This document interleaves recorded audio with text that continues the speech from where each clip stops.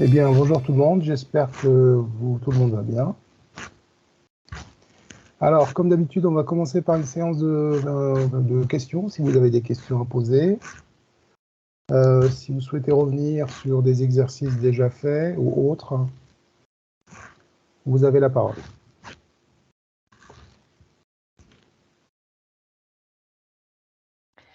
C'est Anne. J'ai pas de questions. Moi, j'ai pris connaissance sur l'Abomep de Scratch et Oui. j'ai trouvé ça vraiment très bien.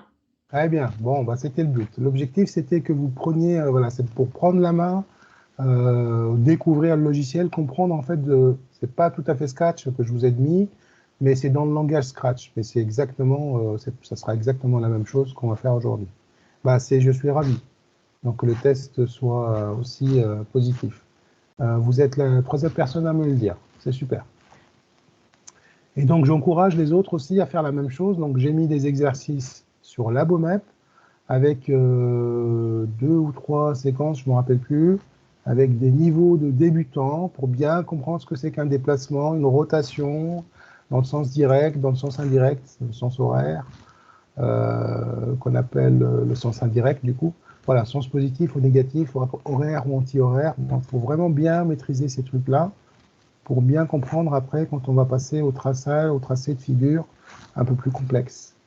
Ça sera vraiment, c'est vraiment les bases pour démarrer avec Scratch. Ok. Bon, autre chose? Non, pas d'autres questions? Moi aussi, Myriam. sur l'Abomep, je les ai fait les exercices Scratch. Oui.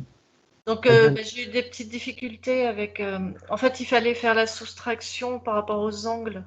Oui, voilà. Là, voilà, j'ai des difficultés avec ça et puis des inattentions comme d'habitude en maths. Oui. Voilà. Sinon, ça va. C'est vrai que c'est vraiment très sympa. Oui. L'application est pratique.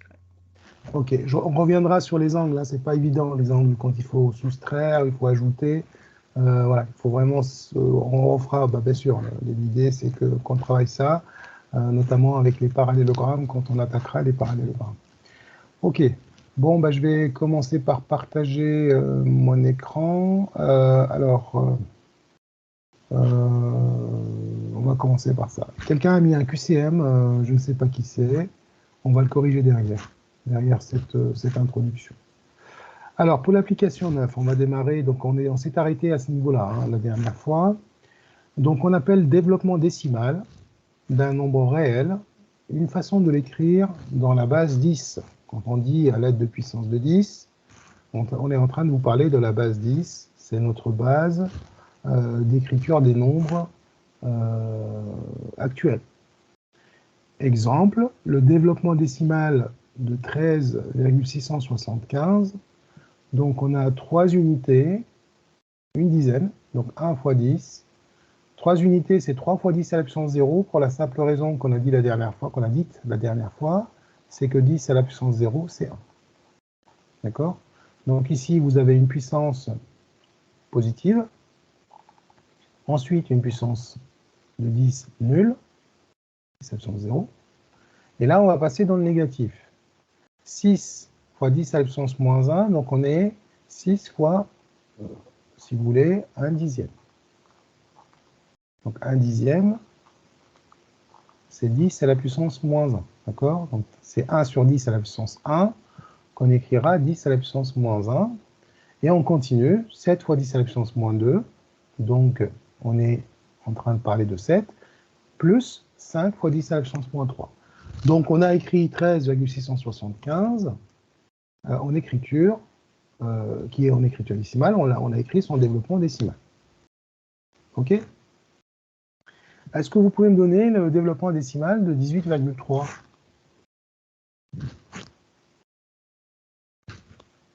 Alors oui, je veux bien, c'est Anne.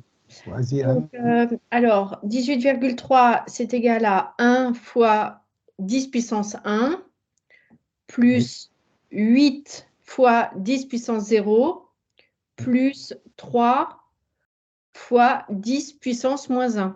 Très bien. Voilà, donc on lit de gauche à droite. Alors, on aurait pu l'écrire dans ce sens-là, hein, 3 10 puissance moins 1, plus 8 10 puissance 0, plus 1 10 puissance 1. Ça marche aussi. Hein. Ok, très bien. Alors, moins 105,42.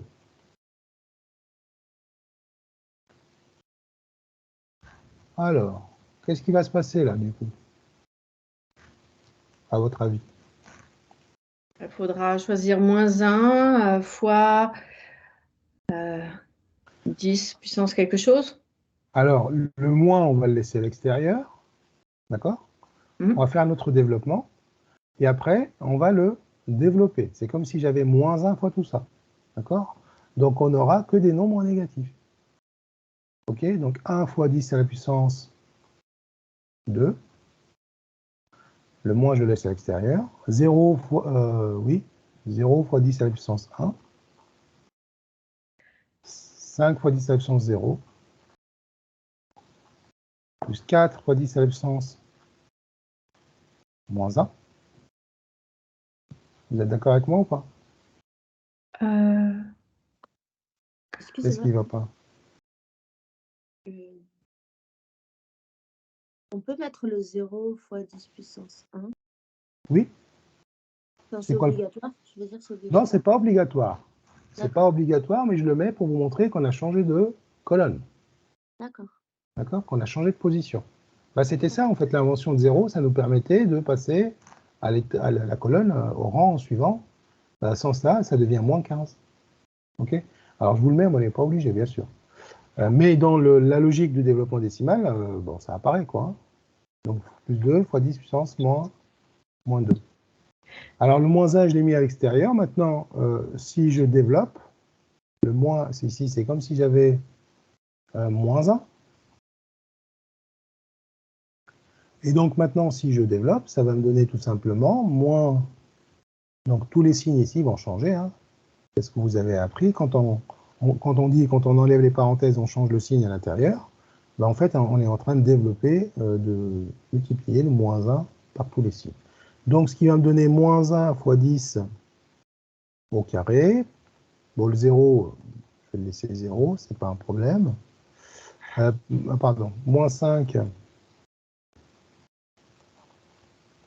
fois 10 à la puissance 0, moins 4 fois 10 à la puissance moins 1, et moins 2 fois 10 à la puissance moins 2. Voilà. Voilà, donc si on additionne tous ces négatifs-là, ça donnera le moins 105,42. Donc, on a le développement décimal de son nombre. OK? Oui. Il y a une question? Alors oui, j'ai une question. En fait, bon, j'ai compris mon erreur. Moi, j'avais juste écrit, j'avais écrit moins 1 fois 10 puissance 2 et après tout le reste en plus, Des positifs. sans parenthèse, sans rien. Donc, c'est faux en fait. Eh bien oui, Bah regarde pourquoi c'est faux, parce qu'en oui. fait, quand tu mets, ça devient une soustraction, quoi. Mm. D'accord? C'est comme si tu avais, je donne un exemple simple, 10, 10, donc 10 c'est quoi? C'est 1 fois 10. Moins 1 fois 10 à la puissance 0, qu'est-ce que ça va me donner? 10, 0. Hein. Ça, c'est 10 à la puissance 0. Donc, qu'est-ce que je vais faire comme opération ici? Je vais faire 10 moins 1, en fait. Hein. Ça devient 9. Alors que si j'avais mis moins 1 fois 10, moins 1, donc ça veut dire 10 à la puissance 1, moins 1 fois 10 à la puissance 0, et donc là, ce nombre-là, il va devenir moins, donc 1 en unité et 1 en dizaine. Donc ça, c'est moins 11. Vous voyez? OK? OK. Voilà, on a ou des négatifs ou des positifs. On ne peut pas avoir les deux. Sinon, ça devient des opérations de calcul. D'accord? Donc, alors, quand vous avez un négatif, faites comme moi. Hein. Mettez le moins dehors. Vous développez comme s'il était positif. Et après, vous changez tous les signes. Comme ça, c'est réglé, pas d'erreur. OK? Mais c'est une erreur classique. Hein. Alors, pour le troisième, qui me donne le développement décimal de ce 0,0003. On va essayer de toutes participer, comme ça soulage un petit peu tout le monde. Et comme ça, vous aurez la parole. L'oral est important, hein. C'est important de travailler le vocabulaire et soyez à l'aise, on est entre nous, hein. Moi, je vais bien essayer. Allez, Du coup, 0 fois 10 puissance 0. ouais, donc là c'est pour les unités. Oui, 0 fois 10 puissance moins 1. Oui. Plus 0 fois 10 puissance moins 2. Oui. Plus 3 fois 10 puissance moins 3. Ok, là j'ai écrit 8 plus 3 fois 10 à la puissance moins 3. Je vais juste rectifier que ce soit bien clair ici. C'est bien 1 plus voilà. Donc voilà le développement décimal de ce 3 millième. Alors on voit bien, en fait, on a que des zéros de partout, hein. C'est ce qu'on voit ici, c'est normal. Les zéros là, ce qui sont là, on les voit ici. D'où l'utilité de les voir. D'accord ? Et on n'a que la colonne des millièmes, où il y a un 3. Et donc ce nombre-là, c'est tout simplement 3 millièmes. Ok. Bon, oui. Excusez-moi, j'ai une question. Est-ce qu'on aurait pu écrire directement 3 fois 10 puissance moins 3? Oui, c'est pas gênant. C'est pas gênant. Mais ça sous-entend qu'il y a des zéros de partout. Oui. D'accord ? Dans les. Voilà. Mais c'est pas faux, bien sûr. Bon, le 1 quart, le 1 quart, alors, le 1 quart, je vais l'écrire de deux manières différentes pour vous montrer qu'il y a un lien entre l'écriture décimale et la fraction décimale. Donc 1 quart, je peux faire apparaître ici un 20. Je peux aussi la faire apparaître un 100. Comment je fais pour faire apparaître un 100 ici?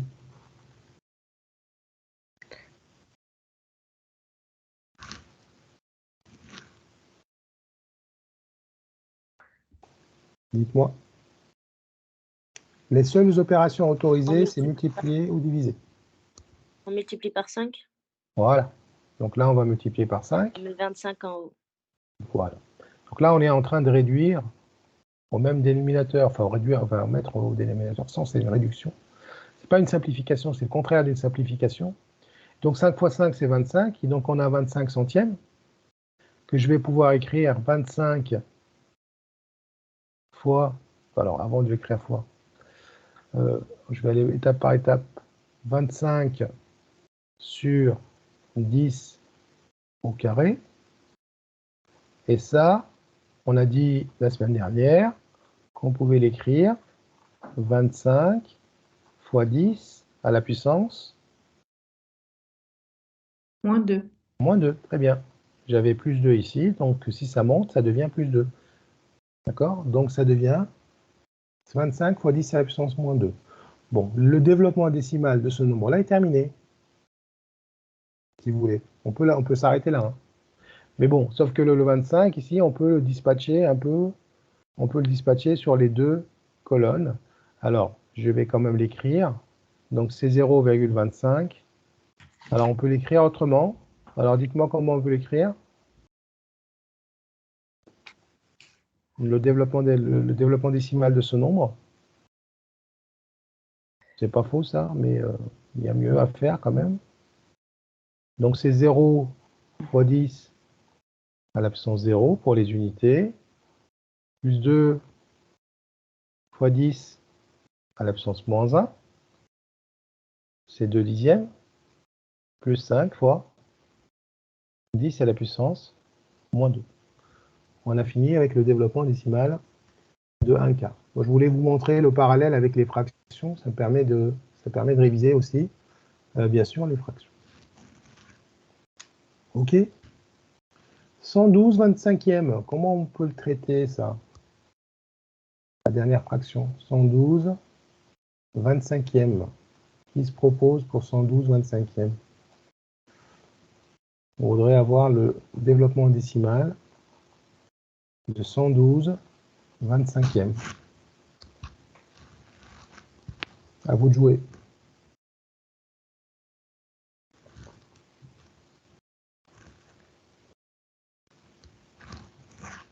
Compliqué? On va essayer de ne pas utiliser la calculatrice, hein. Ça nous permet de travailler un petit peu le calcul mental,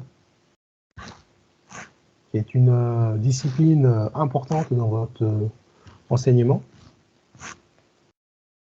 Alors, comment faire pour passer de cette fraction à une fraction décimale? C'est la question qu'on doit se poser. Est-ce qu'on va, on va déterminer si on a des facteurs communs au dénominateur et au numérateur? Non, quand on parle de facteurs communs, donc quand on a deux fractions, là j'ai qu'une seule fraction, et je voudrais l'écrire, une fraction, donc ça c'est un nombre rationnel, hein, que je voudrais écrire sous la forme d'un nombre décimal. Ça veut dire ici, je dois faire apparaître une puissance de 10.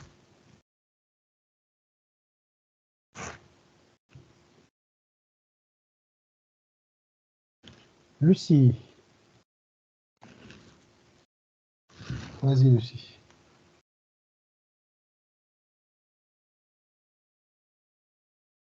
Tu as un micro ou pas?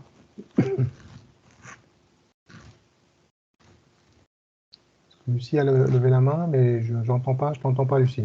Ah oui, pardon, excusez-moi. Ça, c'est bon. Je parlais, mais je n'avais pas mis le micro. Ça fait 224 sur 50. Du coup, ça fait 448 sur 100. Voilà, donc on peut passer directement ici par une multiplication par 4 pour faire apparaître un 100. Et donc, du coup, ça fait 448 fois 10 puissance 2. Oui, très bien. Donc 448 fois 10 à la puissance, combien? Puissance 2. Attention. 448 fois 10 à la puissance 2, ça devient fois 100. Nous, on divise par 100. Donc c'est 10 à la puissance... Ah oui, pardon, moins 2. Pardon. Moins 2, on est d'accord. Et donc ça, c'est tout simplement 4. 4 fois 10 virgule puissance 48. 4. Oui. Hein, on divise par 100. Alors, le développement décimal, du coup? Ça fait 4 fois 10 puissance 0. Très bien. Plus 4 fois 10 puissance moins 1. Ok. Plus 8 fois 10 puissance moins 2. Voilà. Donc, on retrouve ce qu'on a dit la dernière fois. Quand vous avez un dénominateur formé de diviseurs de 100, hein, ou de 10, 2. Donc voilà, si vous avez des 2 et des 5, des multiples de 2 et des multiples de 5, c'est terminé. Hein? Ou bien 10, bien sûr, hein, si vous avez 10.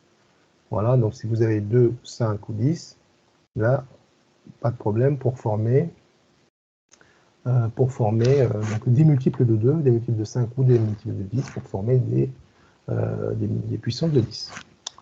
Des paquets de 10. Ok, donc ça c'était pour introduire un petit peu la séance. Est-ce qu'il y a des questions sur ce développement décimal? Donc c'est pareil, hein, donc le développement décimal, c'est vraiment la base, hein, de tout ce qu'on fait, changement d'unité, conversion d'unité, nos façons de calculer, d'aligner les unités, les dizaines, ça vient de là. Parce qu'on va regrouper les puissances de 10 de même nature, hein, de même ordre, ce qui fait qu'on aligne les chiffres, on les met dans les bonnes colonnes pour faire une addition, pour faire une soustraction, vous voyez.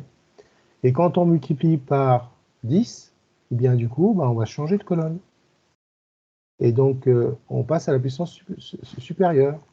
Et quand on va diviser par 10, eh bien c'est pareil, vous allez changer de colonne en passant à la colonne de puissance de 10 inférieure. Vous voyez? Donc ces choses-là,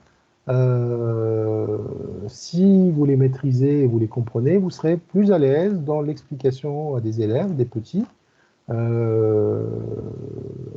répondre parfois à des questions où on est bloqué, on n'arrive pas à dire pourquoi on fait telle ou telle opération, telle et telle étape d'algorithme pour arriver au résultat de telle ou telle opération.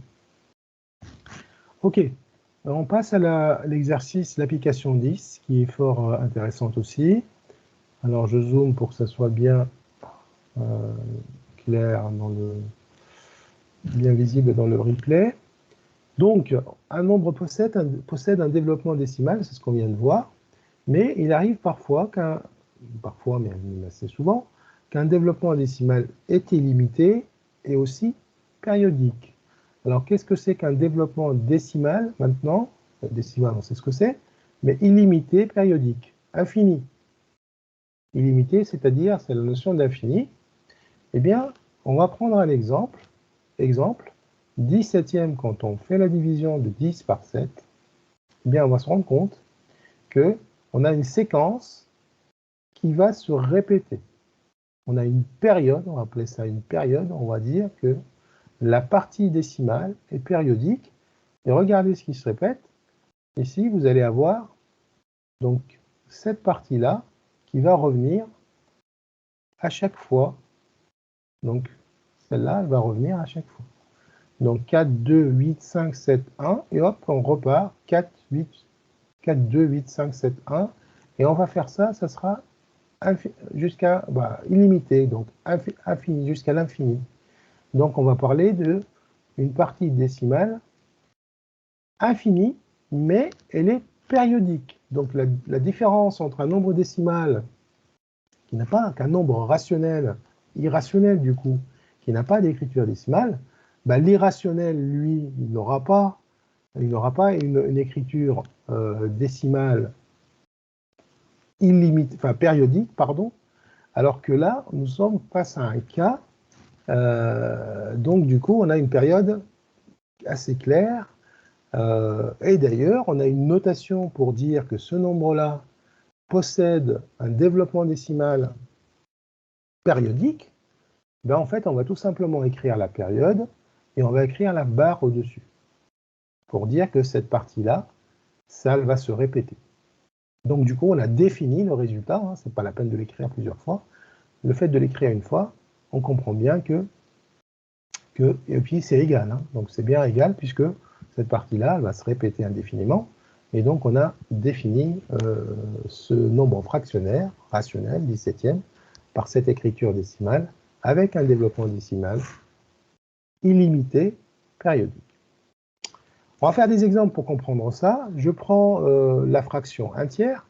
Je pense que tout le monde sait que 1 tiers, ça s'écrit 0 si je pose la division de 1 divisé par 3. Vous allez avoir donc 0, 3, 3, 3, 3, 3, etc. Et ça ne s'arrête pas. Donc, on en déduit que la partie décimale de 1 tiers est périodique de période 3. Et donc, 1 tiers, c'est tout simplement l'écriture qu'on va donner à cette fraction entière et 0,3 bar pour dire que nous avons cette période ou cette séquence qui se répète à l'identique. Alors, donnez-moi l'écriture de 45/11e, la partie décimale périodique. Peut-être qu'il est périodique ou pas, je ne sais pas, je vous laisse regarder. Essayez de faire 45 divisé par 11. Et dites-moi ce que vous remarquez pour ceux qui n'ont pas encore, ou celles qui n'ont pas encore fait.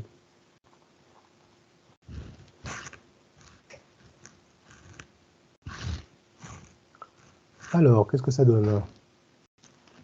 Ça me laisse le temps de préparer ma calculatrice. Il semblerait que la périodicité, elle se fasse sur 10 chiffres en tout. 10 chiffres en tout. Alors, c'est quoi les 10 chiffres? C'est 0,9, 0,9, 0,9, 0,9, donc 1, 2, 3, 4 fois, plus Okay. un 1 à la fin. Bon. Très bien, on va l'écrire.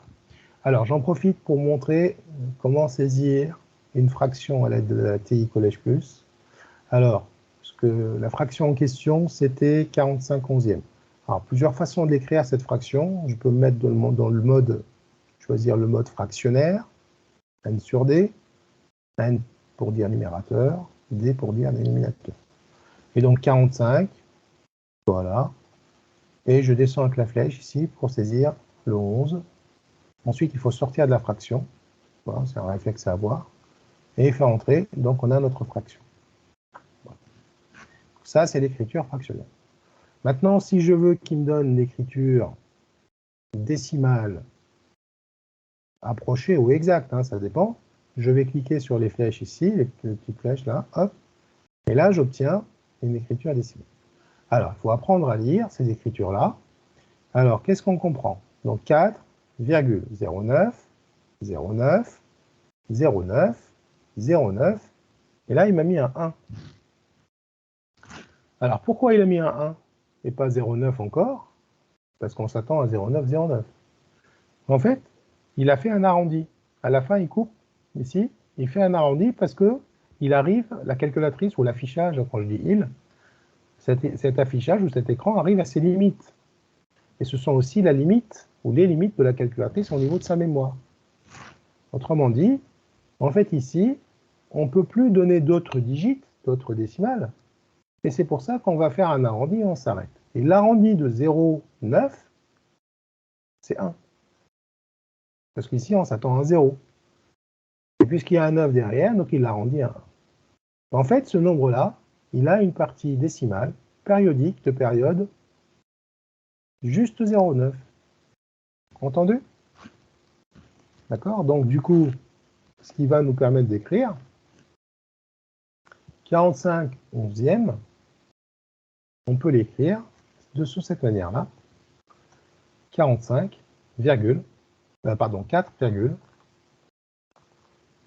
4,09, et ça, c'est sa période.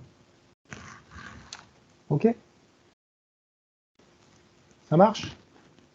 Donc, Moi, c'est j'ai une vraiment ces deux question. chiffres qui vont... Oui? Oui. En fait, quand on écrit un tiers, pourquoi on ne met pas le signe environ au lieu de égal? Parce qu'en fait, le fait d'avoir écrit 3 ici veut dire que le 3, il va s'écrire indéfiniment, jusqu'à l'infini. Oui. Et donc, si j'écris 3 jusqu'à l'infini, j'arrive à un tiers. D'accord. Donc, on met automatiquement le signe égal et pas, voilà, et pas environ. Alors, attention, Ok. hein, je n'ai pas écrit égal 0,3. Hein. Oui, avec la période de 3, en fait. Ok. Voilà. En Ok. fait, ce qu'on écrit habituellement 0,3, 3, 3, 3, avec les 3 points ici, c'est ça. D'accord? Oui. C'est exactement ça. C'est 0, avec une période, avec une partie décimale de période 3. Quand on dit de période 3, ça veut dire en fait le 3 va se répéter indéfiniment. Et donc c'est vraiment un tiers. D'accord. C'est pas un arrondi. D'accord? Ne pas confondre avec l'arrondi. Oui. C'est vraiment l'écriture, le développement, on appelle un développement décimal. Donc c'est un développement infini. C'est ça qu'il faut entendre. Hein. C'est le côté infini. Ça ne s'arrête pas. D'accord. Et le 4,09, c'est pareil. Donc ce sera 4,09, 09, 09, 09 jusqu'à l'infini. OK? J'ai D'accord. une question. Oui. Stéphanie. C'est Anne. Ah, pardon, Anne. J'ai vu Stéphanie. Okay. En fait, j'ai une question. Est-ce que si on prend l'exemple de 1 tiers Oui. égale 0,3 avec la barre de périodicité au-dessus du 3, Oui. bon, ça, d'accord, je suis d'accord. Mais si on devait ne pas la mettre, Alors, est-ce si qu'on vous... aurait le droit d'écrire 1 tiers est environ égal à 0,3 Bien sans sûr, mettre la barre? tout à fait. D'accord, ok. Et le environ égal, vous avez donné une valeur approchée. D'accord. C'est-à-dire, vous n'avez pas donné une écriture de 1 tiers. Vous avez donné un nombre décimal proche de 1 tiers. Ce n'est pas le sujet ici. Le sujet ici, c'est donner une écriture autre de 1 tiers. C'est-à-dire donner le développement décimal de 1 tiers. Le développement décimal de 1 tiers, eh bien, il s'écrit de cette manière-là, puisqu'on a un développement décimal périodique. C'est bon? C'est difficile c'est pas facile à appréhender au départ, mais c'est comme ça. D'accord? Donc, on est en train de regarder des nombres avec une infinité de décimales. OK?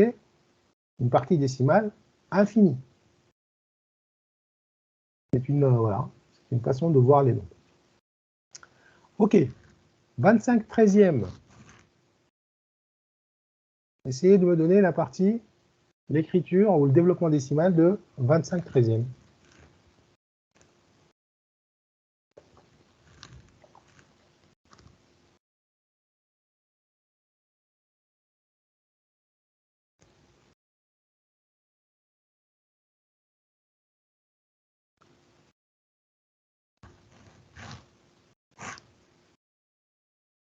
Alors, deux façons de le faire, hein. Ou vous posez la division, ou bien vous allez utiliser la calculatrice.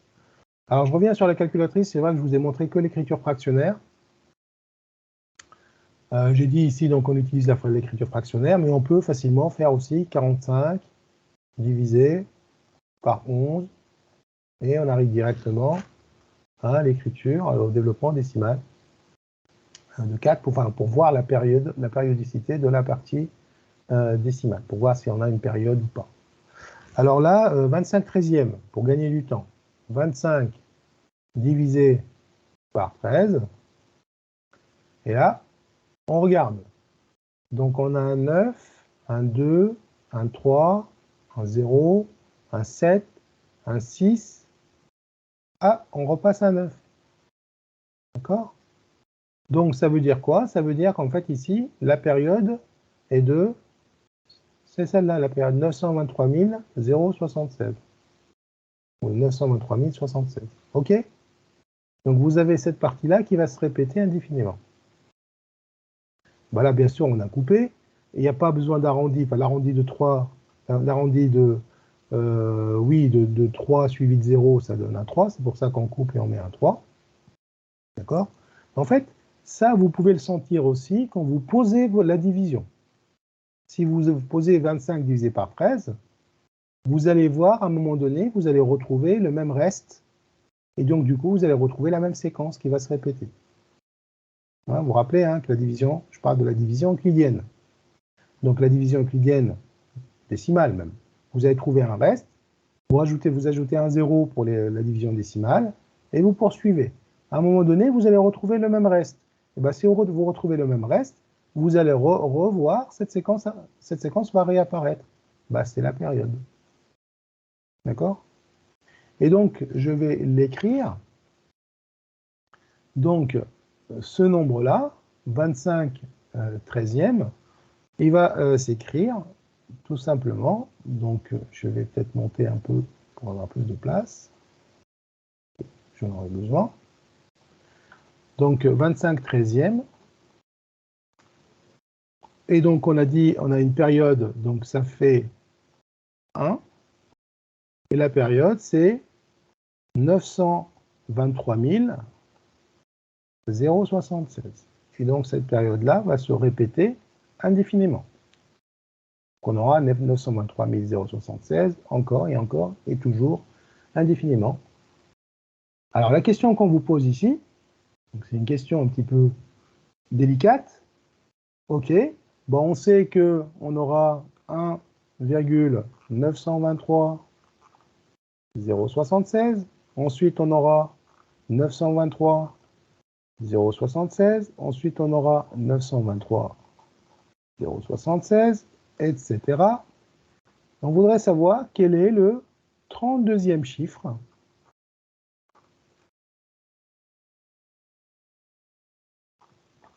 après la virgule. Elsa. C'est le 2. Pourquoi c'est le 2? C'est le 2, hein, c'est juste. Mais pourquoi ce serait le 2? Comment tu as fait?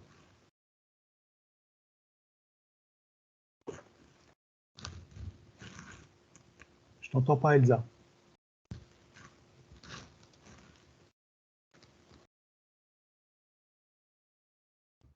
Allô? Oui, là, je t'entends. Oui, désolé. Donc, je disais, après la virgule, j'ai compté 32 chiffres D'accord, donc tu as réécrit ça jusqu'à jusqu'à l'infini. obtenir 32 caractères. OK, jusqu'à 32 caractères, et tu es arrivé au 2. OK. Oui.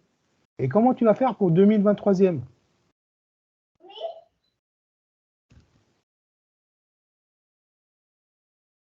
J'ai pas compris. Parce que la deuxième partie de la question, on te demande quel est son 2023e Ah chiffre. oui. Ah oui, je ne pourrais pas compter autant. Eh ben oui. Eh ben oui. Ça veut dire que là, ça va être Je compliqué. suis bloquée là. Eh ouais, t'es bloqué là. Hein? Donc ça, ce sont des questions classiques. Hein? Ah, ben on peut multiplier le nombre qui se répète. On peut multiplier le nombre qui se répète, c'est-à-dire, t'es pas loin de la solution. T'es pas loin de la On solution. cherche combien de fois 923 076 il y a dans 32, enfin, je ne sais plus trop, je ne sais pas. D'accord. Mais t'es pas loin, t'es pas loin. Est-ce que quelqu'un d'autre a une proposition?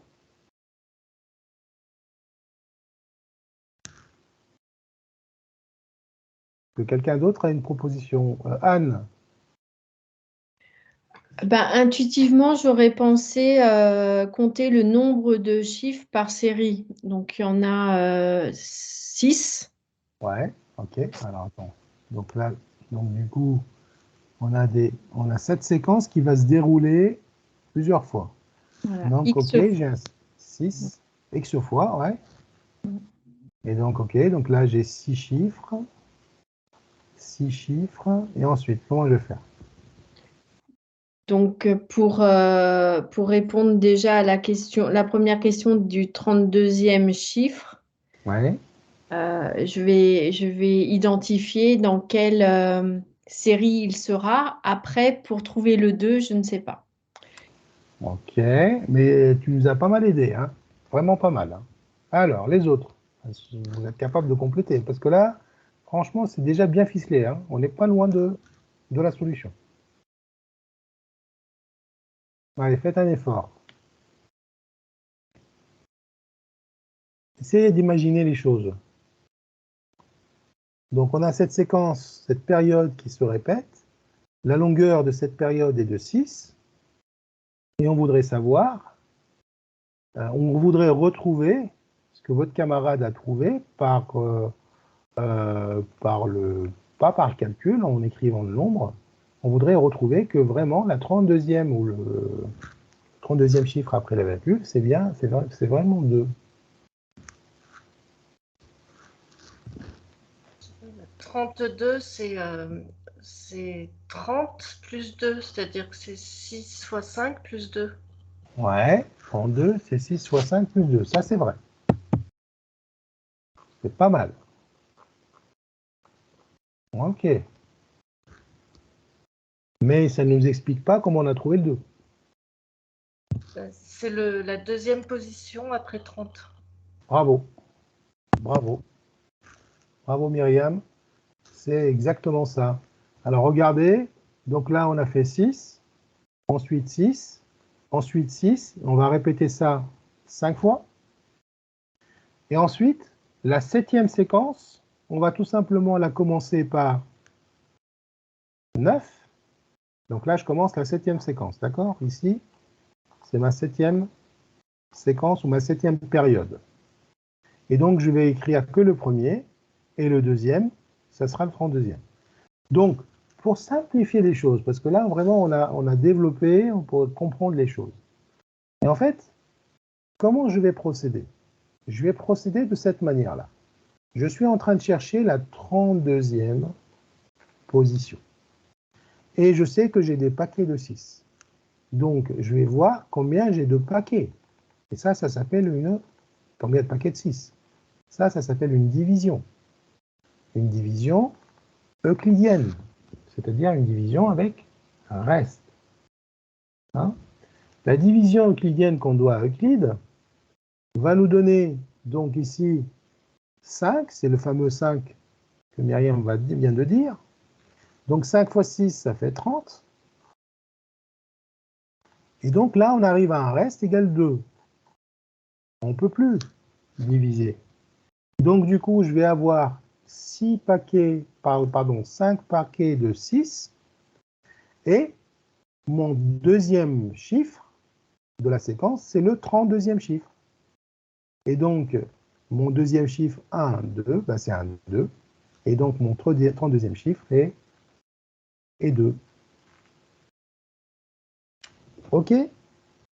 essayez d'appliquer ça pour trouver le 2023e chiffre après la virgule dans le nombre 25 13e.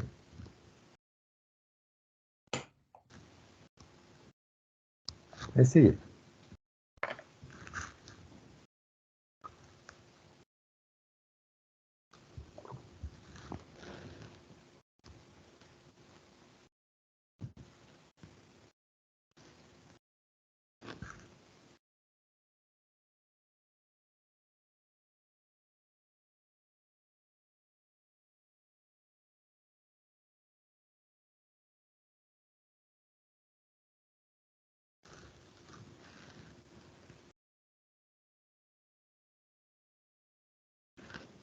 Donc, quand vous avez un résultat, faites-moi signe. Hein.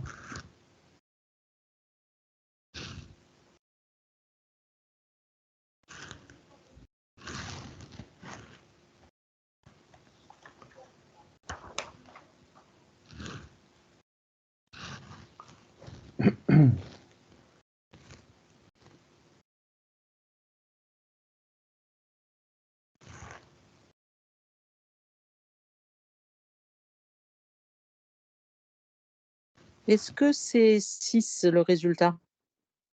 Non. Voilà, moi, j'ai fait 2023 divisé par 6, la division euclidienne. Oui, tu as peut-être raison. Alors, je vais regarder. Alors, du coup, on va faire la division. On va poser la division. Alors, attention, donc, comme tu viens de dire, donc c'est une division euclidienne qu'on va faire. Oui. Donc, 2023. Alors, pour activer la division euclidienne, j'ai une touche ici qui s'appelle division euclidienne. Vous voyez, là, derrière la division décimale. Donc, je vais l'activer. Voilà. Ou bien vous posez à la main, hein, vous posez la division, ça va très bien aussi. Hein. Mais bon, pour gagner du temps, quoi. Hein. Donc 2023, on va diviser par 6. Voici, j'ai posé ma division euclidienne. Et donc j'ai un reste égal à quoi? Ah oui, à 1, moi je l'avais posé à la main en fait. J'ai trouvé 0, je me suis trompée. Oui. Eh non, c'est pas un multiple de 6. Hein. Oui, je me suis trompée. Voilà, c'est pas un multiple de 6 parce que ça n'est pas un multiple de 3 déjà à la base. Donc, du coup, j'ai un reste égal 1. Alors, je reviens à ma séquence. Donc c'est 9. Donc, c'est 9. Hein. Voilà, vous avez compris. Donc, je vais faire donc, ma division. Donc, je vais l'écrire comme ça, on voit bien. Donc, 2023e décimale. Donc, je pose ma division comme tout à l'heure. Et je vais trouver un reste égal 1. Et là, je ne sais pas combien je vais trouver, je m'en fiche, c'est pas ça qui m'intéresse. Donc, je vais répéter cette séquence un certain nombre de fois. On peut le voir, hein. C'était combien? C'était 337 fois. D'accord? Donc, on va répéter ça 337 fois. Et la 338e fois, eh bien, j'ai qu'une seule position que je vais prendre, c'est 1. Et je vais m'arrêter à la première position. Et donc, la première position de ma séquence, ou de ma période, c'est tout simplement 1. D'accord? Donc ça, c'est la première position. Deuxième position, tout à l'heure, c'était 2. Troisième, par hasard, hein, on aurait pu avoir un autre chiffre. Hein. Troisième, quatrième, cinquième, sixième, et on repart, et on revient. C'est cyclique. D'accord? Donc ça tourne. OK? Et c'est des questions type concours. Ça peut. C'est parce qu'on vient par le jeu, là. Donc ça peut être... Donc là, je le présente comme ça, mais ça peut être présenté autrement. D'accord? En même temps, c'est bien de savoir sentir les nombres un petit peu de cette manière. OK?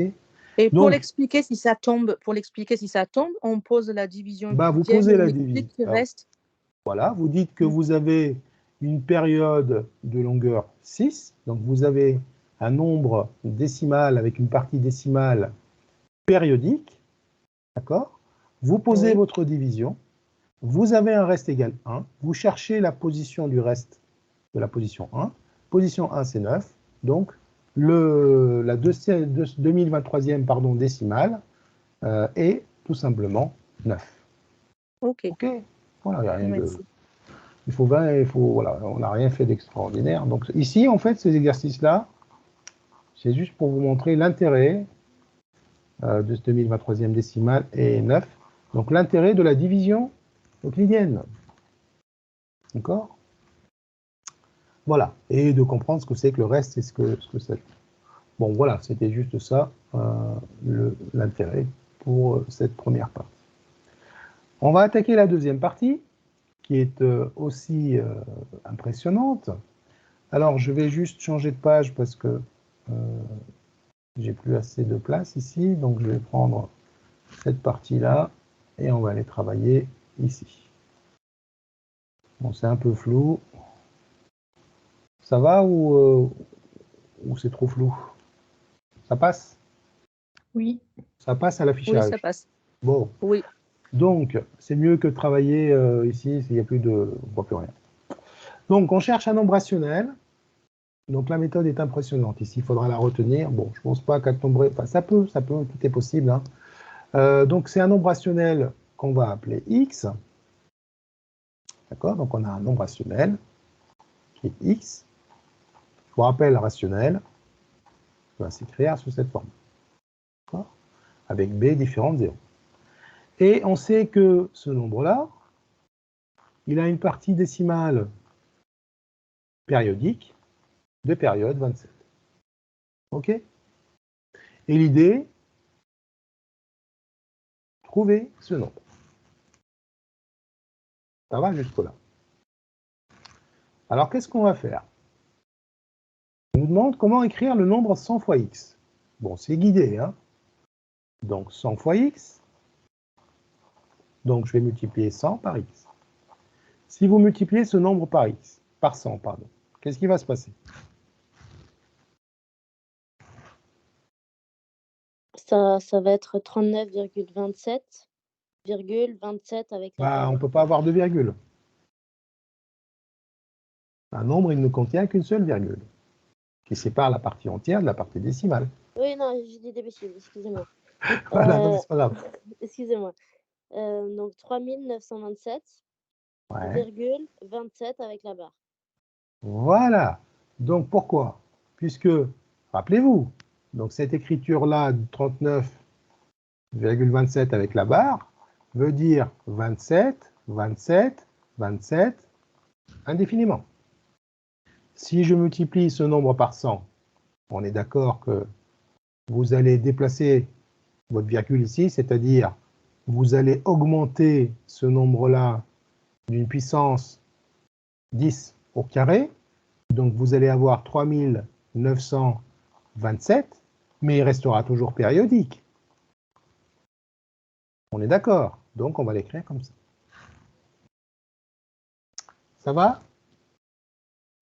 C'est important hein, de le savoir, de comprendre cette étape-là, sinon après le reste, ça va être flou. Donc du coup, maintenant, qu'est-ce que je vais faire comme calcul? Je vais soustraire x de 100x. C'est-à-dire, je vais faire 100x moins x, je l'écris verticalement, parce que c'est comme ça qu'on va voir mieux les choses. Je vous rappelle que x, c'était 39,27 avec la barre. Et donc, si je fais la soustraction de, voilà, je vais l'écrire comme ça, de 100x moins x, qu'est-ce que ça donne 100x moins x? Ça donne 3888. Non, déjà en termes de x. 99x. Voilà, donc on va enlever x de 100. X, c'est très bien, donc 99x. Et 99x, donc 3927. Alors, tout ce qui est périodique, ça va s'annuler 2 à 2. D'accord? Des 27, ils vont se simplifier tout le temps. Vous vous rappelez? On n'a que des 27 jusqu'à l'infini, donc tout ça, ça s'élimine. Il va nous rester 3927 moins 39. Que la partie entière. La partie décimale va s'annuler. Et donc ça va nous donner 3000. Combien vous avez dit? 888. C'est ça. Donc on a joué avec la périodicité de cette partie décimale. Donc on a multiplié par 100. Et donc le fait d'avoir multiplié par 100, et ça va nous permettre tout simplement de décaler de deux chiffres. et pour pouvoir faire la simplification tranquillement. Maintenant, j'ai 99x égale à 3988. C'est une équation simple et on peut facilement trouver x. Pour trouver x, on reviendra sur les équations, hein, pour ceux qui ne sont pas encore à jour à ce niveau-là. Donc, 99 objets coûte 3888, hein, je vous la fais un petit peu simple. Ça veut dire que cet objet-là, qui est x, coûtera 3888 divisé par 99. Et qu'est-ce qu'on vient de faire là? On vient de trouver ce fameux nombre rationnel x. Donc on vient de trouver le a et le b. Donc c'est 3888, le a, et un b égale à 99. Et ce nombre-là, on peut vérifier maintenant à la calculatrice que c'est vraiment un nombre avec une partie décimale périodique de période 27. On va le vérifier. Donc, c'est 3800. Alors, je vais l'écrire en fraction, ce sera plus joli. Comme ceci. Donc, 3888, c'est ça, divisé par 99. Et on voudrait savoir, donc ça, c'est l'écriture fractionnaire, écriture décimale, qu'est-ce qu'on obtient? 39,27. 27, 27, 27. Donc, on a vraiment ce nombre décimal avec une partie décimale périodique de période 27. OK? Bon, on commence à jouer un petit peu avec, le développement décimal. Donc, c'est assez agréable, non? Vous ne trouvez pas que c'est joli comme démonstration? Faudra. Oui. Non, pas joli. Ok. Non, mais moi, je la trouve super belle parce qu'elle nous montre pas mal de choses. Ok. Celle qui va arriver, elle va être encore plus jolie. Celle qui va arriver. Monsieur... Oui, dites-moi. Oui, j'ai pas compris comment on est passé de 100x à 99x. Pourquoi Non, il y a moins 1?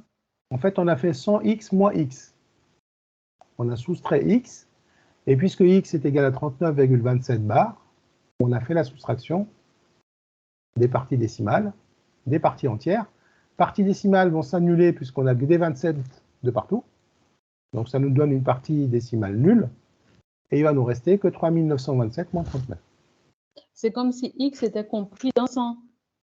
C'est comme si x était... Oui. Compris dans... Ah, d'accord. C'est 100x, hein, c'est 100 objets, enfin 100, voilà. 100, c'est comme si j'oublie les x, 100 moins 1, ça fait 99. Ok. D'accord, bah, c'est exactement ça. 100x moins x, ça fait 100x, moins 1x, ça fait 99x. OK?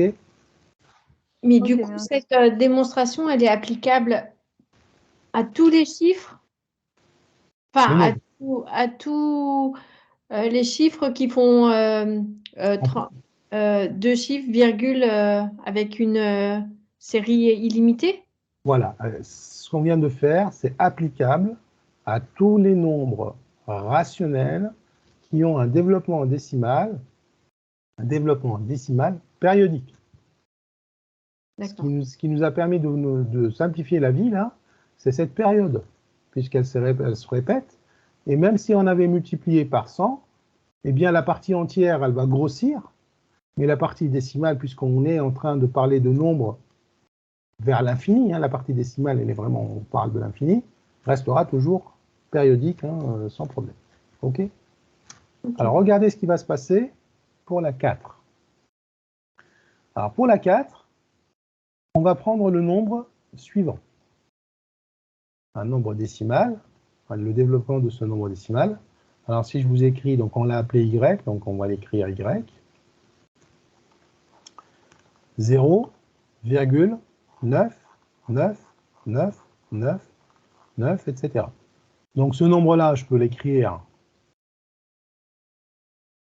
comme ceci. On est d'accord?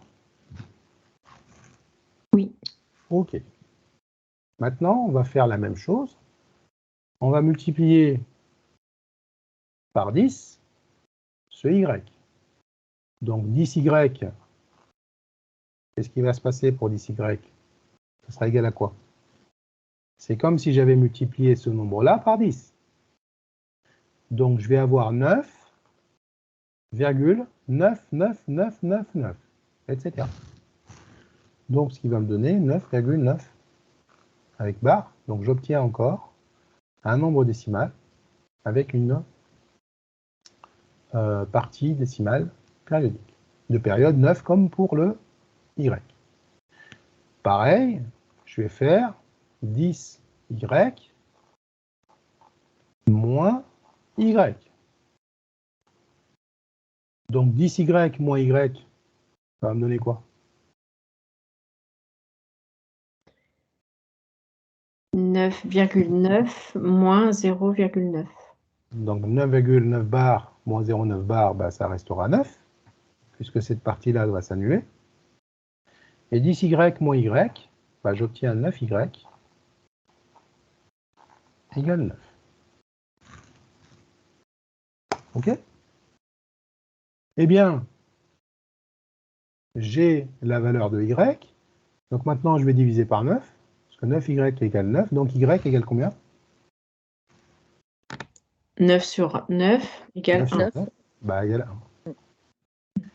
Et donc, le développement décimal de ce nombre y qui égale à 0,9 bar, ce n'est plus ni plus ni moins, c'est tout simplement le nombre 1. D'accord? Donc, ce problème a posé, voilà, c'était vraiment ça posait problème au niveau du raisonnement mathématique. Comment on peut avoir deux nombres, deux nombres différents, a priori, ou un nombre avec deux écritures, deux développements décimaux différents. Parce que ce développement décimal n'est pas le même que lui. D'accord, hein? Le 1, là, c'est tout simplement 1 fois 10 à la puissance 0.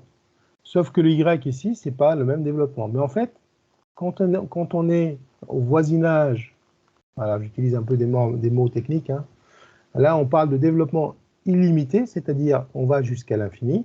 Eh bien, cette démonstration, qui a posé problème pendant un certain nombre d'années, maintenant, on est tous d'accord que 1, il a deux écritures. Donc, son développement, il peut avoir donc un développement illimité avec une période de 9. C'est exactement le même nombre. Donc, ces deux nombres sont égaux. Okay.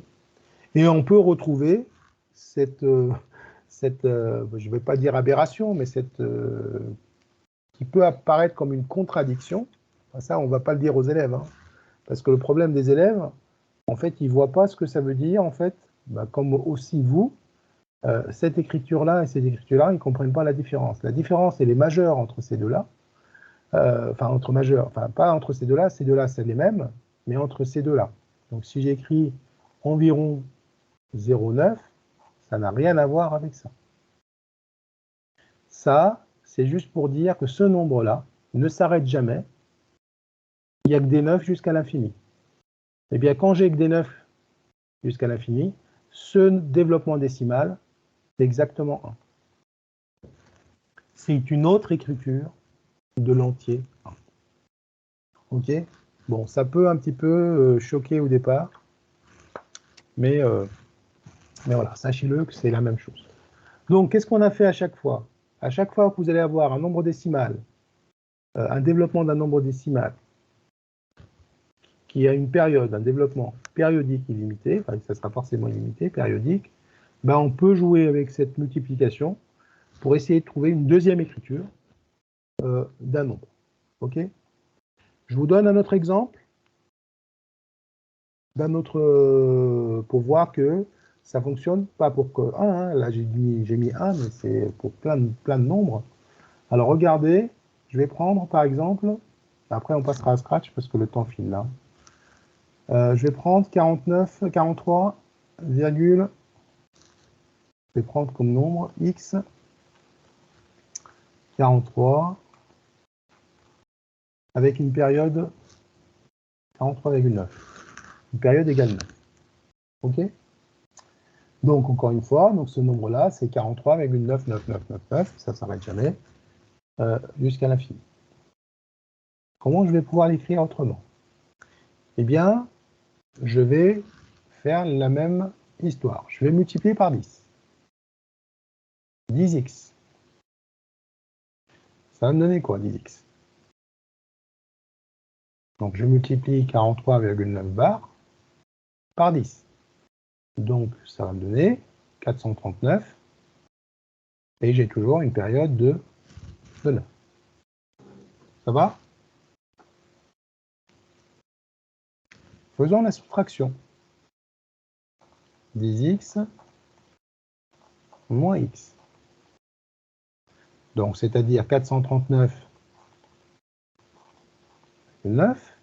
moins 43,9 bars. Hein.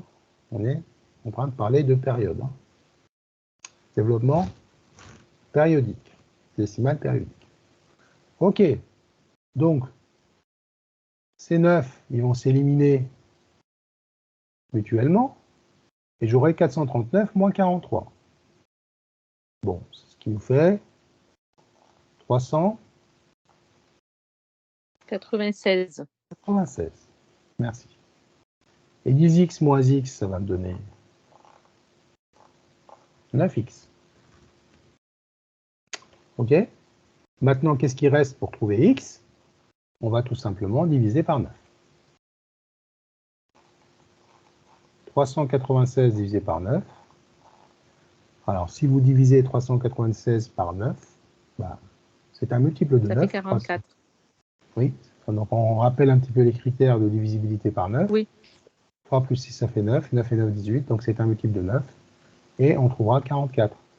Donc, cette écriture, ce développement décimal de x, il a une deuxième écriture. Oui, 44. C'est la même chose. Quand on parle d'un développement décimal jusqu'à l'infini. Hein. Voilà. Bon, c'est surprenant. Hein, je vous ai dit que ça allait être surprenant. On va passer sur Scratch. J'aurai le temps de montrer le logiciel. OK. Est-ce qu'il y a des questions avant? Pas de questions? Non? Pas de questions? Oui? Je vous entends plus? Je vous ai perdu? Non, pas de question. Personnellement. Pas de questions. Bon, bravo. Alors, je vais juste... donc, je vais changer de fenêtre. Voilà. Et je vais partager mon écran. Donc, quitter.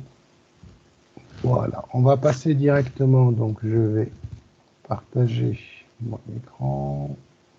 Tout l'écran. Et voici, nous sommes sur Scratch. Évidemment.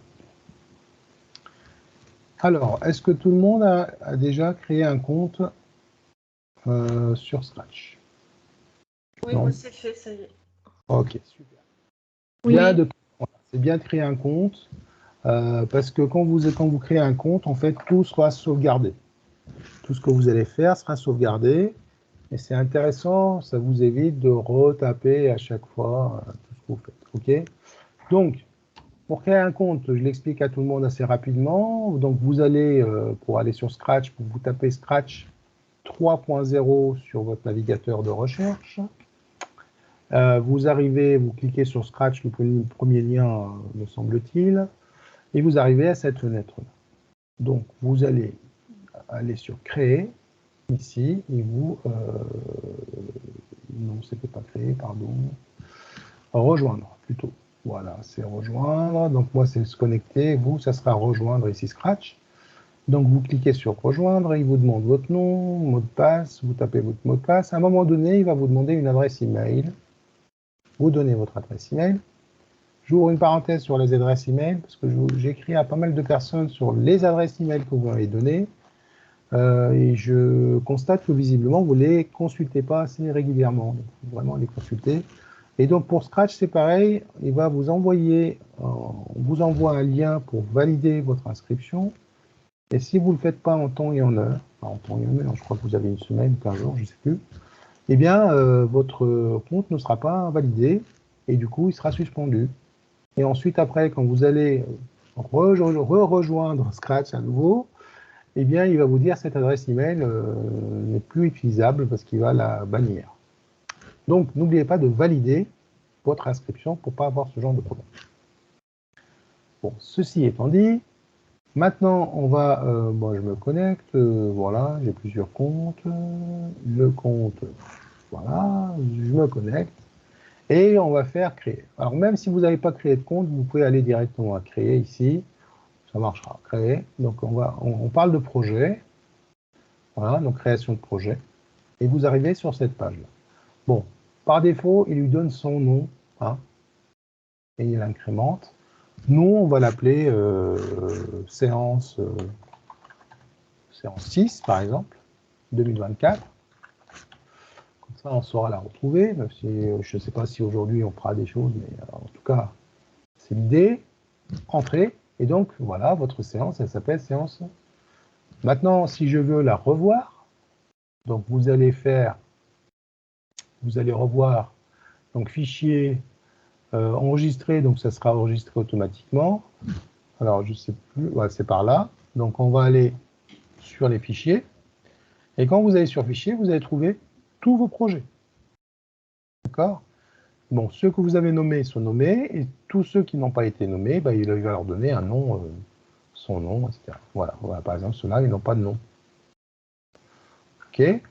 Et donc, voilà, voir à l'intérieur, et vous rentrez dans le programme à nouveau. Vous allez pouvoir modifier, etc. Alors, qu'est-ce que c'est que Scratch? Bon, Scratch, c'est il existe depuis, je ne sais plus, 5, 6 ans maintenant, 7 ans peut-être, je ne sais plus. Et l'idée, c'est d'introduire un logiciel de programmation au collège pour initier les enfants dès leur jeune âge, à de la programmation, à l'informatique. Puisqu'on est rentré dans une ère un petit peu informatique, et donc il fallait, dès le début, maîtriser un petit peu le code. Sauf qu'en informatique, pour coder, pour faire des programmes, il faut taper des textes, et c'est compliqué pour des élèves de taper dans un code informatique, type HTML ou autre, hein, où une virgule peut poser problème, c'est-à-dire peut planter un programme. Et donc, on a créé le programme, le langage de programmation par bloc. L'élève n'a pas à taper du code, il a juste à choisir des blocs et les imbriquer les uns avec les autres pour que ça donne un programme avec un sens donné. Pour l'école primaire, vous avez également Scratch Junior, que j'ai pratiqué avec pas mal d'élèves en école primaire. Il est très très bien fait. Il n'est disponible que sur tablette. Mais pas mal d'écoles primaires sont dotées de tablettes. Donc, notez-le, Scratch Junior, ça vous permet de peut-être même de faire un oral dessus. Hein. Donc, ça permet de monter des séances assez ludiques avec les élèves.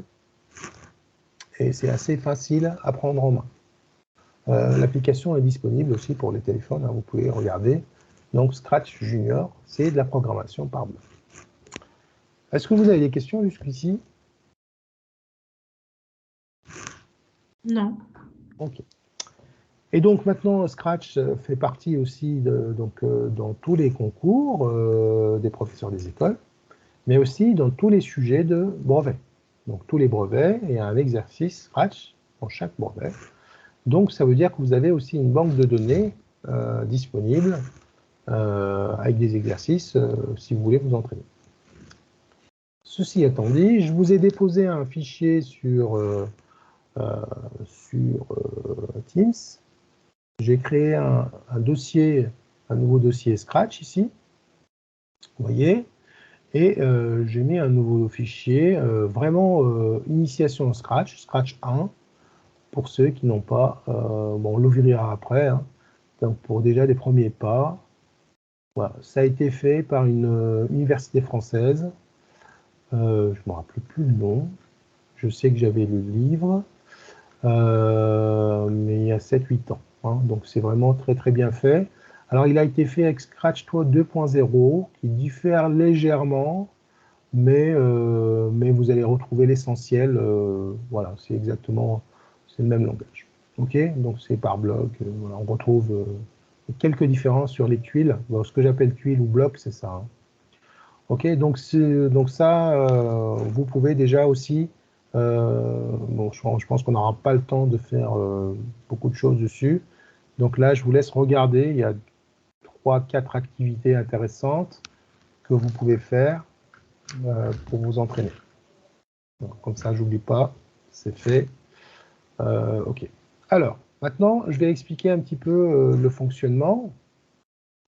Alors, comment on démarre avec Scratch? Alors, d'abord, tout ce qui concerne le programme, bon, en fait, vous allez avoir des couleurs associées à chaque type de bloc. Alors, on commence souvent, donc je vais zoomer, vous pouvez zoomer ici avec les plus ici, voilà. Donc, vous avez la possibilité de démarrer votre programme en cliquant sur le drapeau pour commencer le programme. Mais vous avez aussi la possibilité de choisir une autre touche. La touche espace, la flèche en haut, etc. et toutes les lettres du clavier. Souvent, on va utiliser le drapeau. Quand vous avez un bloc que vous n'avez plus besoin d'utiliser, hop, vous le prenez, vous le passez de l'autre côté, il disparaît. Facile à gérer.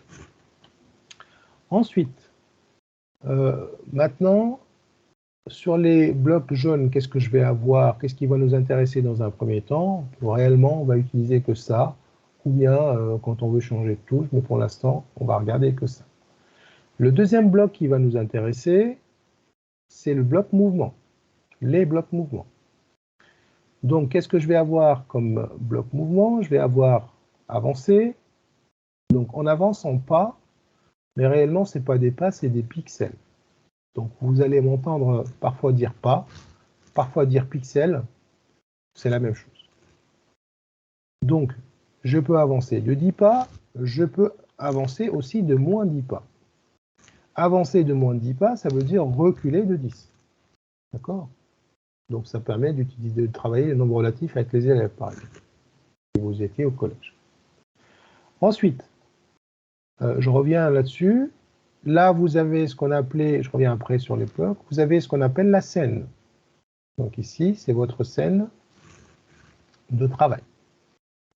Alors, ici, tout ce qui concerne, ça on l'appelle un lutin ou Scratchy, vous avez deux noms. Donc, tout ce qui concerne le lutin est ici.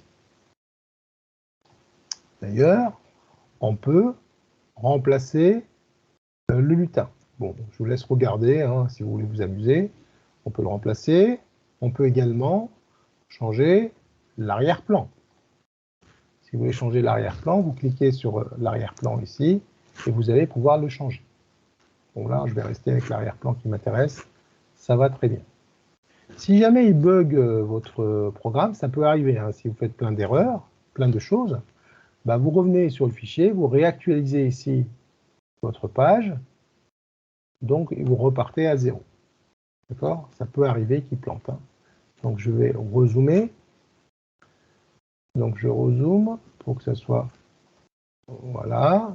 Donc on a une scène. Donc tout va se jouer dans la scène ici. Et on a nos blocs ici.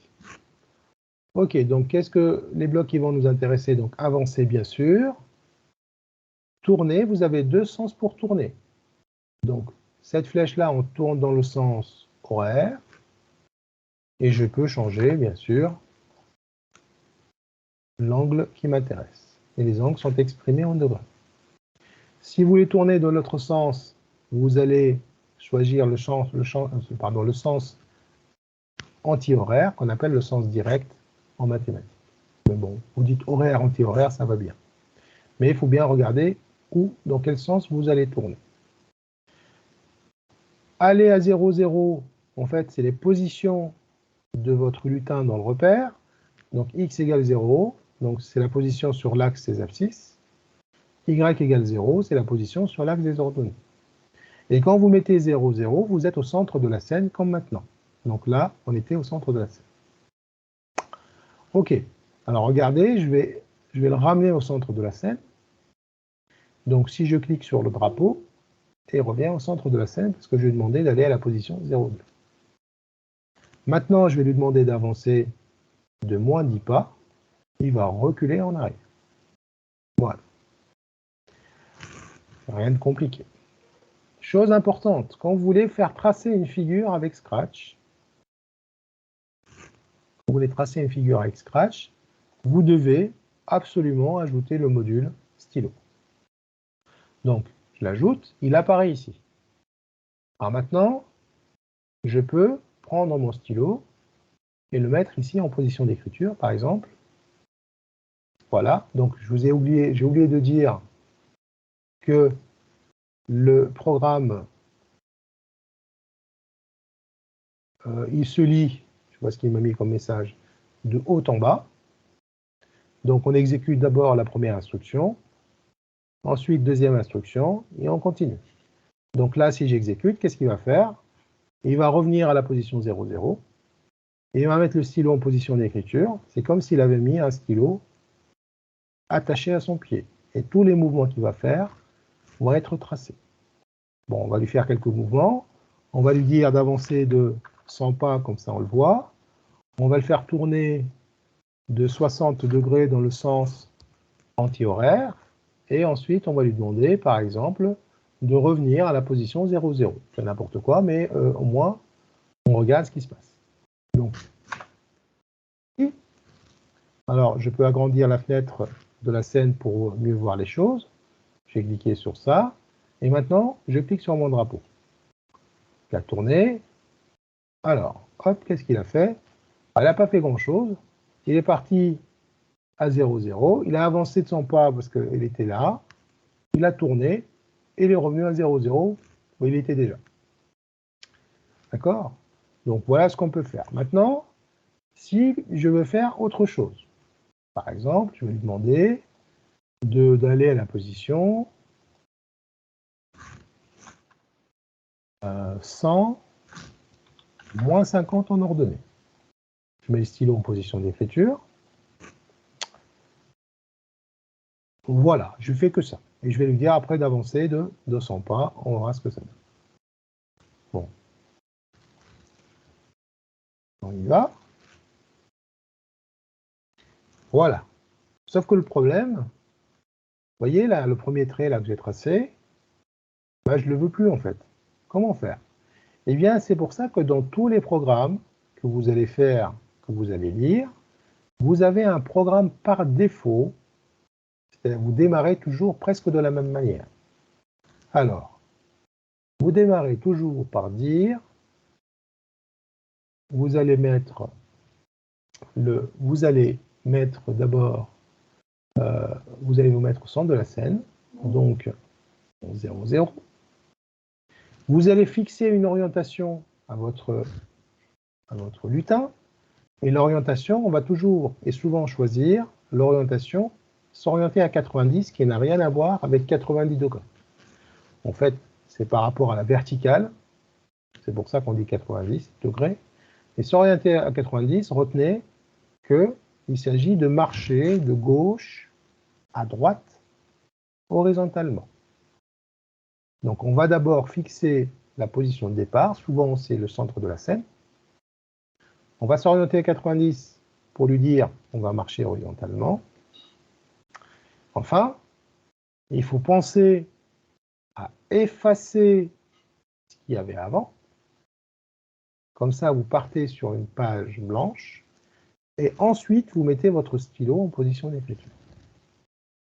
Et maintenant, j'ai un bloc par défaut qui ramène Scratchy sur le centre de la scène et on retrouve la direction initiale, c'est-à-dire il va retrouver sa tête en haut correctement, il va marcher dans ce sens-là. On exécute pour voir. Voilà, il a tout effacé, on retrouve nos conditions initiales. Comme ça, on ne perd pas le nord. Et maintenant, tout ce que je vais faire comme tracé, je le mets après. Donc, si je lui dis d'avancer de 100 pas, maintenant, il va avancer de 100 pas.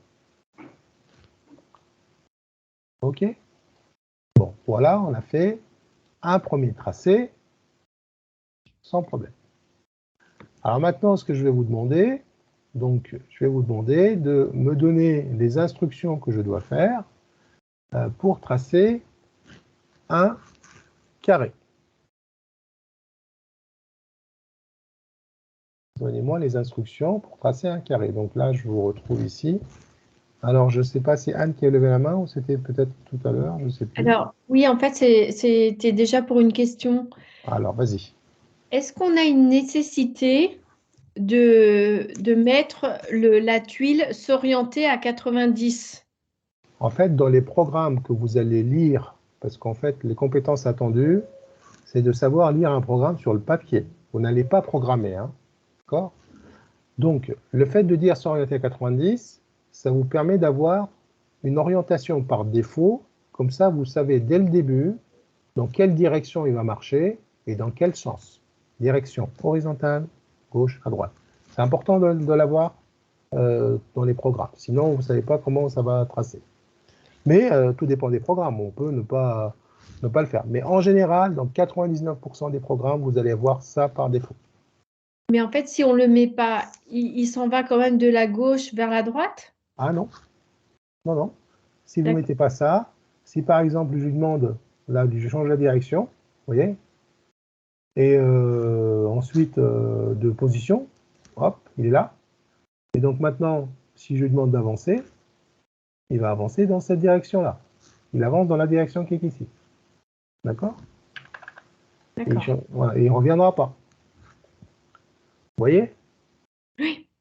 Donc maintenant, pour le ramener, donc si j'ai toujours mon petit programme par défaut ici, bien sûr, sans le avancer, eh ben, il revient ici. Donc on va pouvoir tracer des choses sans avoir de problème. J'ai vu Elsa aussi lever la main, me semble-t-il. Hein. Oui, c'était pour faire l'exercice. Ok. Alors, ensuite, c'est Lucille qui répondra. Alors, qu'est-ce que je dois faire, Elsa? Donc, je garde le début du programme que vous proposez. Oui. Ensuite, je fais avancer de 100 pas. On va faire un carré. On a dit un carré, hein, de 100. Ok. Oui. Après, je fais tourner en sens horaire à 90 degrés. Oui. Avancer de 100 pas. Ok. Alors, je vais chercher avancer de 100 pas. Tourner en sens horaire de 90 degrés encore. Ok. Donc, regardez, quand vous avez des tuiles que vous allez pouvoir répéter, vous pouvez faire un clic droit avec votre souris et vous les dupliquez. Voyez? Donc ici, j'ai dupliqué 90 et 100. Donc, regardez, en plus j'ai cliqué en même temps. Donc il a fait un début. Donc j'ai avancé de 100, tourné de 90, avancé de 100, tourné de 90, avancé de 100, et j'imagine que je dois tourner de 90. Je dois le faire 4 fois puisqu'il y a 4 côtés. Voilà. Ok, donc je l'ai fait 4 fois. Et il me reste juste une dernière fois. Voilà, pour le tourner de 90. Et on exécute. On est bien revenu à la direction initiale. Mais il y a Vous un voyez? problème. Hein? Il y a un problème. Pourquoi il y a un problème? Il est où le Parce problème? que ça n'a pas fait le carré. Bah si, il est là, le Je carré, là. vois. Ah, je vois un angle. Ah, ok, Il est d'accord. là, Comme non, c'était dézoomé. non, il est là, il l'a tracé. Hein. Ok? Alors regardez, on va le refaire. Je vais lui demander d'effacer. Donc je vais aller tout simplement cliquer. Je vais prendre, je l'ai déjà. Alors, hop. Je vais vite. Alors, prenez le temps de le pratiquer. Hein. C'est que du bonheur hein, au début, enfin du temps, mais après vous allez être à l'aise. Donc là, je vais tout simplement effacer. Voilà, et là, je vais l'exécuter. Voilà, il l'a tracé instantanément. OK?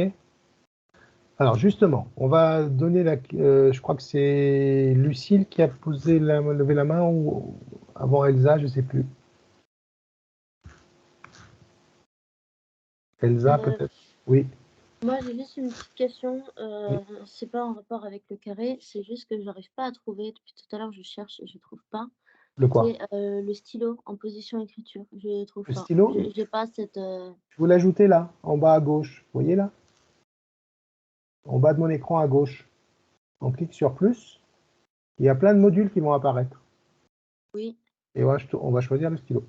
Ah, ok, d'accord, ok, parfait, c'est bon. Voilà. Parfait, merci. Compris. Elsa? Oui? Vous avez une question? Non? Non, Ok. c'est... Bon. Alors, vous voyez, donc on a fait avancer, tourner, avancer, tourner, avancer, tourner, avancer, tourner, et on a répété 4 fois les instructions. Bah, c'est inutile de le faire de cette manière-là. D'accord? N'oubliez pas, on est en train de faire de l'informatique. L'informaticien, il n'y a pas plus, fainéant qu'un informaticien. Encore plus fainéant que les mathématiciens. Je rigole. Donc, on va utiliser une boucle répétée.